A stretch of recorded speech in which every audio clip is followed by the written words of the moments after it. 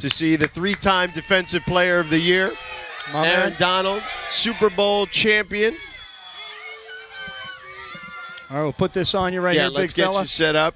Big fella, thank you so much for joining us. So, another year, how does this one feel? Considering I feel like you guys went from champs to everything that could go wrong went wrong, and now you get a new beginning again. Fresh start, obviously, coming back with a young team, and a lot of people don't know what to expect, but you trust the process. Obviously, got great coaches, and I'm trying to get the young guys going, get everything clicking. But it's a process. Got a lot of time to get to where we need to be before the first game of the season. So we're just working right now.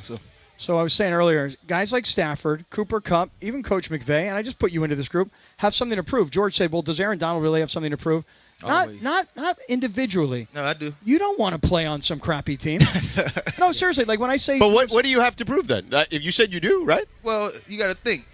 Last year was my first year in my whole career that I never really, got hurt. My first real injury to the point where I had to sit down and wasn't able to work, wasn't able to do nothing. Didn't have the season I wanted from a production standpoint. So it's not where I want it. So I feel like I got something to prove this year. I wasn't the guy that was where I wanted to be, or I had the success that I wanted to be, individually success and team success. So anytime you have a season like that, you always want to come back like, I'm back to square one. Now I got to get back to where I want to be. So, do you feel like 2 years ago you guys came here to training camp and you were like, we're going to win a Super Bowl? Is it different out there now? Like, hey, we're not quite as good as we used to be. I wouldn't be like that. What's going on out there? Well, it's a young team. It's you don't know what to expect, right? So all you can do is work. All you can do is make sure that the young guys know what they're doing. Even though you want to make sure everybody's clicking, understand how to play with each other, and you never count a team out. Obviously, it's not what you expect. Not me personally. Being a year 10, I didn't expect this to happen, but we're here now. So just find a way to be a good leader, a good player to this team, and try to bring the young guys along, and hopefully we had the year we want. Aaron Donald with us here, 3-time NFL Defensive Player of the Year, Super Bowl champion with the Los Angeles Rams. They drafted a young man on the offensive line that you, I would imagine, have gone head-to-head with here a little bit in Avila. They talk about his size and his girth. DeMarco Farr, our friend over there, said he had a big head, is what he said. What do you make of the young man as you would line up against him? They've been doing good. Obviously in camp they've been sliding the protection a lot this year in camp, so getting a lot of double and triple teams in practice. So, oh, wow. But it's a part of the game. Yeah. It's my life, so I got to get used to it and got to practice it. But they're doing good as offensive line right now, and as far as doing what they need to do, scheming up, sliding, and picking up games good. So they're doing good. So I saw you today during practice, and you were lined up way outside as a defensive end, and you've moved all around throughout your career, right? Mm-hmm. But in terms of like losing talent on the defense, does that mean you're going to have kind of an expanded role? I don't know. We ain't going to say that to everybody. We don't know yet. We don't know. We're going to see. We're going to see. Listen, you put this man anywhere. I don't care what. You can play him at safety, I feel like, and people will be terrified to play against this man. Now, I don't know if you realize this, but you're sitting next to a man who played for your Pitt Panthers before you were even born. Okay. I like that, man. Yeah. You know what I'm saying? So, hail to Pitt, bro. Yeah, always. He was a kicker. DeMarco was joking with him because he played 4 years, right, as the starting kicker. We talked about his worst moment. What was your worst moment, you said? Oh, Aaron, man. Missed 5 in a row at one point. Missed 4 field goals in a game at Minnesota, but we won. We won, bro. Okay. We won. All right. It was a very lonely night that night when I got back, you know. And we went downtown. We went, to some bar downtown in Station Square. Yeah. And when I got there, everybody was like, what the hell happened to you? Yeah. I'm like, bro, I don't know, man. It was just one of those days. And then I was like literally like this guy walking around, stumbling around town. And the next morning I have like my tie all messed up. And I go like an idiot. I go get a newspaper to read what they wrote about me. What a dummy. Oh, it just killed me, man. Yeah, that's a bad feeling. But at least you got to win. Yes, that's right. And then here's the thing. Next game, first kick gets blocked. Yeah. After Maryland. Yeah. In the old Pitt Stadium, dude. Yeah. Okay. But they did win the game, and DeMarco asked him if he celebrated, even though they won the game. The one they I did not celebrate. Yeah. I did not celebrate my failures. Yeah. My failures. But now you played for Wanstead, right? He didn't want to get me a pick. He recruited you, right? But you was first year, right? Your freshman year, he was there. Now you got a Dave Wanstead story that's funny. Well, I was like this undrafted kicker with the Chicago Bears and thought I was going to make it because Wanstead's like, you're my guy. I need a pick guy on this team, right? I need a pick guy. And dude, like the second day of training camp, I get cut. You know what I'm saying? Yeah. I was like, what happened, Dave? He didn't show me any love, man. That's my guy, man. I love Wanstead. Yeah. He's a good guy. Hey, I saw on social media recently, I'm curious to hear about this. You're back in Pittsburgh, and you always train there. Yeah. But DeMar Hamlin had like a charity softball game. I played with Louis Riddick. We were locker mates. And I saw Lou was there. James Connor's my boy because, Dr. Marks, Stan Marks, that's my man. That was my mentor. And so I saw all you guys with this charity softball game with DeMar Hamlin. Tell us what that was all about. It was really cool. Well, he reached out to me. He said, I was in the city at the time, and he wanted me to come through at a softball event, and I showed up. And I had a blast. That's my first time really ever playing softball, so I didn't know what to do or how to do it. But, I ended up having a lot man. Yeah. And Were you good? How'd you do? I didn't do too bad. Okay. I was better on a defensive side. That's what it's called. Yeah. Defense. But Yeah. I hit the ball a couple times, but I ain't going to go nowhere. Well, we do a yearly softball tournament. We need to get you to play an Get me argument. out there. Come on, man. Let's Get me out go, there. AD. I'm here. Because Kirk Morrison last year, I ain't do too bad. I really thought I did better than what I thought. Yeah. Kirk hit, 2 home runs He had last 2 year? home runs the first Right. 2 years ago. Right, 2 years ago. And then he was just garbage the other day. He was not good. Yeah. He had a bad 2-0 was day. pretty good. Yeah. That Yeah. was good. He was out there. He was carrying the whole team that day. We were playing with him. So That's cool, man. It's so cool that you come back and you go back to there and keep that brotherhood going, man. always That's super cool. I'm from Pittsburgh, born and raised too. So to go back, had opportunity to train at Pitt. Be training with my older brother to push me. To be back to where it all started. It keep you grounded, keep you working, keep you humble.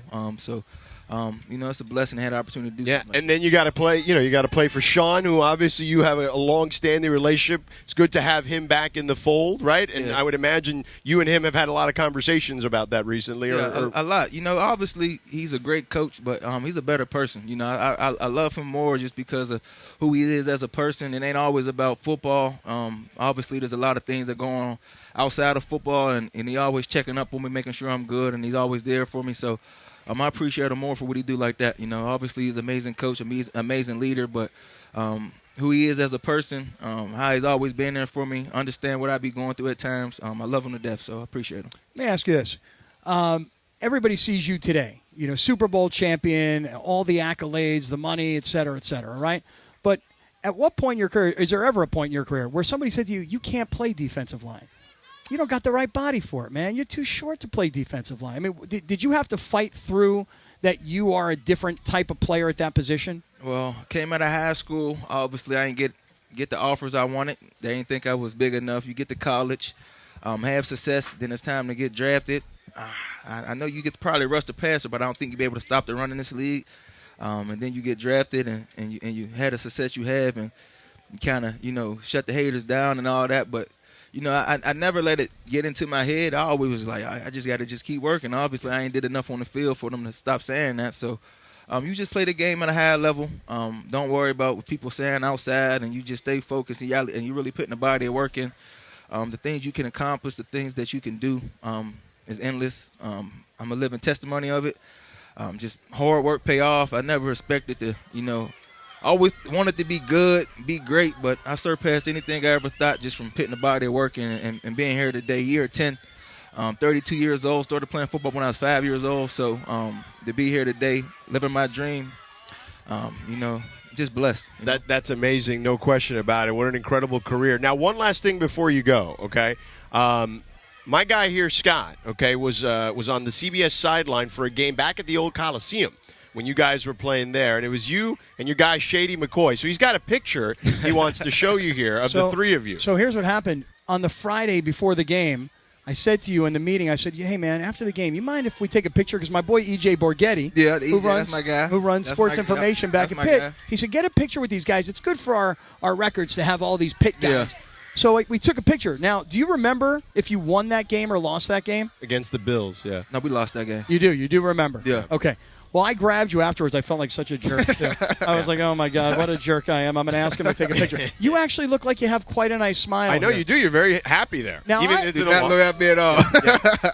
Now, here's the thing. I wanted to get Shady McCoy's autograph for this picture for you. Right, but I didn't want him to forge it. So what I did is I copied Shady McCoy's It just pasted picture. it on. I'm going to call Shady.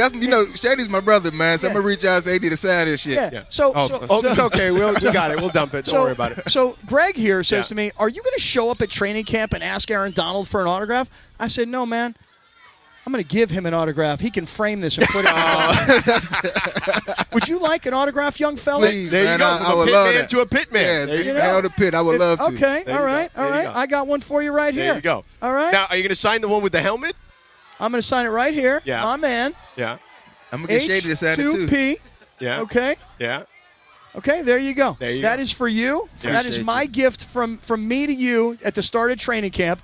I hope that you'll frame that, put it in your office, and when people say, "Who's that?" you'll say Shady McCoy. And when they say, "Who's that?" you go, "I don't know." I don't know. It's some got guy I no talked to on idea. the radio that used to work I'm at gonna get CBS. Shady to sign it. Yeah. I love I'm it. gonna get him to sign it. I love it. Handsome. Appreciate Well, it. AD, always a pleasure, my brother. Thank you so much for coming by and Yep. hanging out with us for a few minutes. Yep. Appreciate it. My man, really Aaron appreciate Donald, it. ladies and gentlemen, 3-time NFL Defensive Player of the Year, Super Bowl champion with us here on 710 ESPN. All right, let's take a quick break, and we'll be back here from Rams training camp. One more segment to go on 710 ESPN, your home of the LA Rams.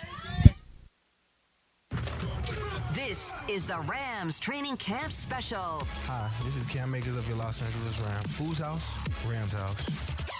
This is a special Saturday edition of Sedano and Kap. 710 ESPN. This radio commercial was made to